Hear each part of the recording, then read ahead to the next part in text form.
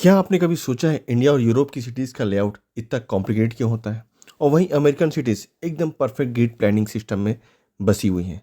आज की वीडियो में हम इसी मिस्ट्री को सॉल्व करेंगे और समझेंगे इस बात के पीछे का रीज़न क्या है।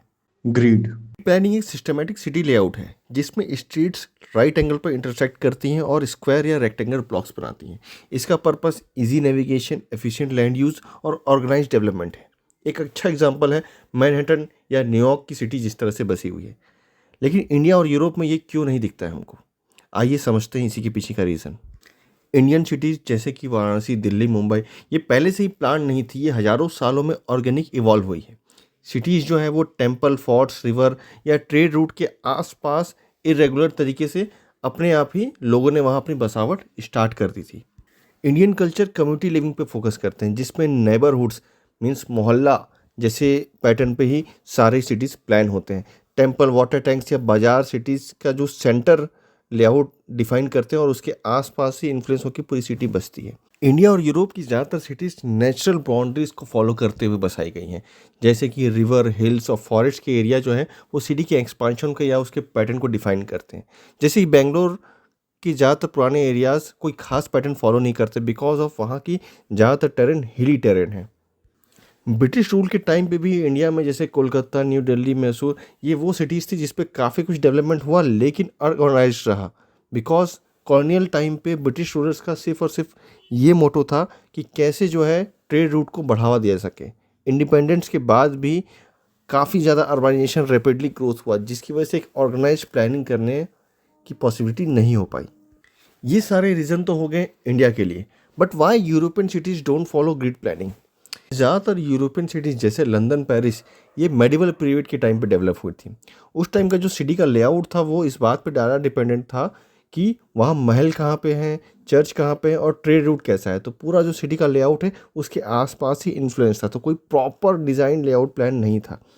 स्ट्रीट और जो वहाँ की रोड्स थी वो भी इस बात को लेकर डिज़ाइन थी कि वहाँ पे घोड़ा गाड़ी और पुराने टाइम की जो गाड़ियाँ थी उसी टाइप को चलने के लिए ही रोड को डिज़ाइन किया था। मॉडर्न ट्रैफिक को हैंडल करने के लिए वहाँ की स्ट्रीट डिज़ाइन नहीं हुई थी।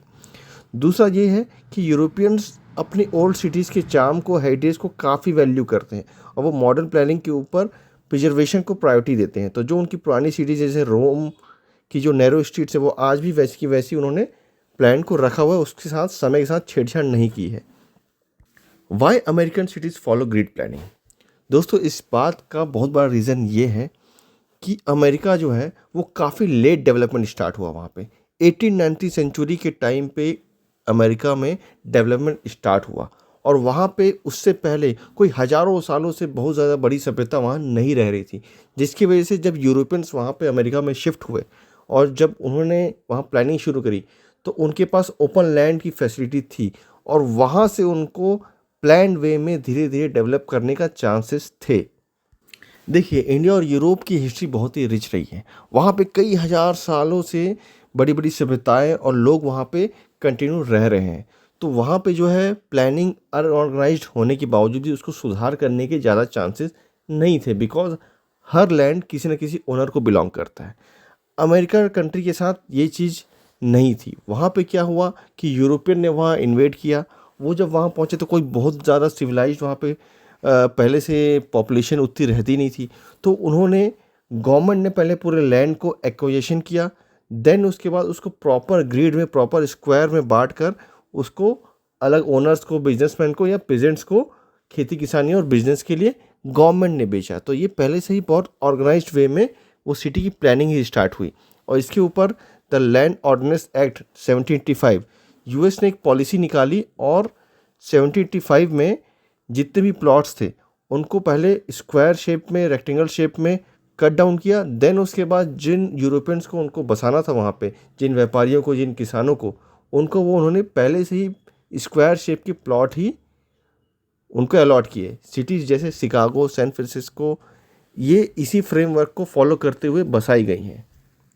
इंडस्ट्रियल रिवोल्यूशन जब चल रहा था उसी टाइम ही अमेरिका की ये सब प्लानिंग चल रही थी। तो उस टाइम हमारे पास बहुत सारी मॉडर्न टेक्निक्स आ गई थी, व्हीकल्स का इजाद हो चुका था, तो सबको पता था कि आने वाला भविष्य किस तरह का है। तो अमेरिका की ज़्यादातर सिटीज़ की रोड प्लानिंग, उनकी grid planning proper perfect way में की गई। ग्रिड प्लानिंग से इजी नेविगेशन, लैंड यूज़ को मैक्सिमम यूटिलाइजेशन, इंफ्रास्ट्रक्चर डेवलपमेंट में simplicity, sewerage, water supply, transportation सब में ईजीनेस होती है।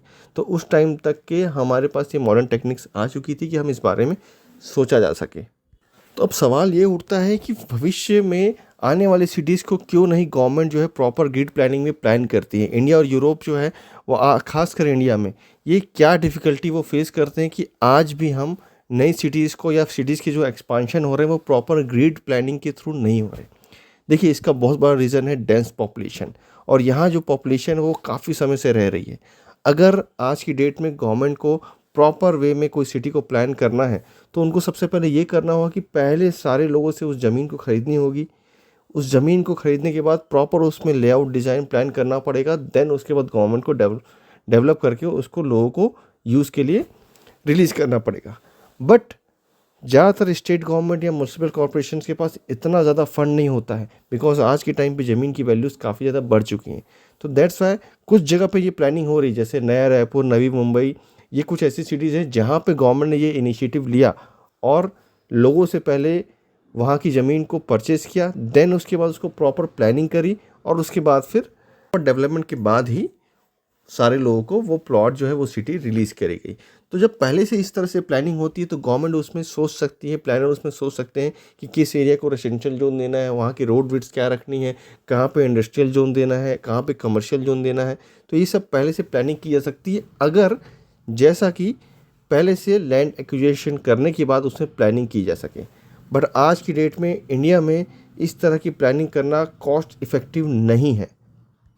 पैसों के साथ साथ इसमें समय भी बहुत ज़्यादा लगता है। आज की डेट में आपको पता है कि अगर कोई एक हाईवे भी बनाना होता है गवर्नमेंट को, तो उस हाईवे में आने वाली जो ज़मीन होती हैं उनको गवर्नमेंट को ख़रीदना पड़ता है, और उसमें कितना विरोध का सामना करना पड़ता है। बिकॉज कई जगह पे रेट्स का इशू आता है कि लोग उस रेट में बेचना नहीं चाहते, कई जगह पे लोग अपनी ज़मीन ही बेचना नहीं चाहते हैं। तो इस तरह के लैंड एक्विजिशन करने में बहुत ज़्यादा टाइम कंज्यूमिंग होता है। एक प्रोजेक्ट 5-5 साल, 10-10 साल तो सिर्फ लैंड को एक्वायर करने में निकल जाते हैं। तो इस तरह से पूरी सिटी को प्लान करने के लिए, पूरा इतना बड़ा इंफ्रास्ट्रक्चर प्लान करने के लिए जो एरिया चाहिए, उसका एक्विजिशन जो टाइम है, कॉस्ट है, ये आज की डेट में इंडिया जैसी कंट्री के लिए पॉसिबल नहीं हो पाता। तो इसलिए गवर्नमेंट जो है ज़्यादा से ज़्यादा जो नई सिटीज़ है उसमें वेल फैसिलिटी को ही एकोमोडेट करने में लगी रहती है। ग्रिड प्लानिंग की पॉसिबिलिटीज़ हेक्टिक वर्कआउट है, और गवर्नमेंट ऐसे भी 4 से 5 साल के लिए चुनी जाती है। तो कोई भी ये मेन डिपेंड करता है गवर्नमेंट के इनिशिएटिव पे, क्योंकि एक प्लानिंग, एक सिटी का अगर कोई एक हिस्सा हमको प्रॉपर वे में प्लान करना है तो उसमें 8-10 साल निकल जाते हैं। तो गवर्नमेंट का भी इसमें इंटेंशन की बात रहती है कि वो किसी एरिया को प्रॉपर ग्रिड, प्रॉपर सिस्टम के साथ डेवलप करना चाहती है, नहीं चाहती है। ग्रिड प्लानिंग के अपने आप में बहुत सारे फ़ायदे हैं। प्रॉपर ग्रिड प्लानिंग जिस शहर में होती है वहाँ पे एम्बुलेंस को चलना, फायर ब्रिगेड को चलना, या बड़े व्हीकल्स को चलना, या कोई भी नेविगेशन को करना, किसी एड्रेस को ढूंढना, ये सब चीज़ें बहुत ही बेटर हो जाती हैं। ऑर्गेनाइज वे में डेवलपमेंट की अपनी ही खूबसूरती होती है।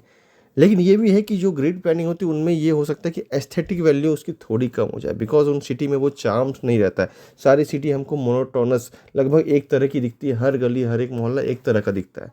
तो वहाँ पे कोई एस्थेटिक वैल्यू नहीं होती है, ऐसा फील हो सकता है।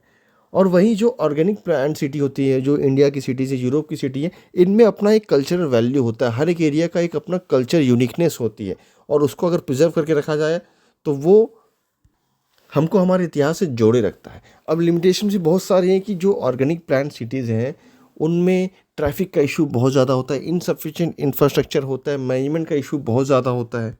तो क्या अमेरिका का ग्रिड सिस्टम बेहतर है या इंडिया या यूरोप का ऑर्गेनिक लेआउट ज़्यादा बेहतरीन है? ये टोटली डिपेंड करता है कि हमारी नीड्स और प्रायोरिटी क्या है। एक तरफ फंक्शनैलिटी है और दूसरी तरफ हेरिटेज और कल्चर है।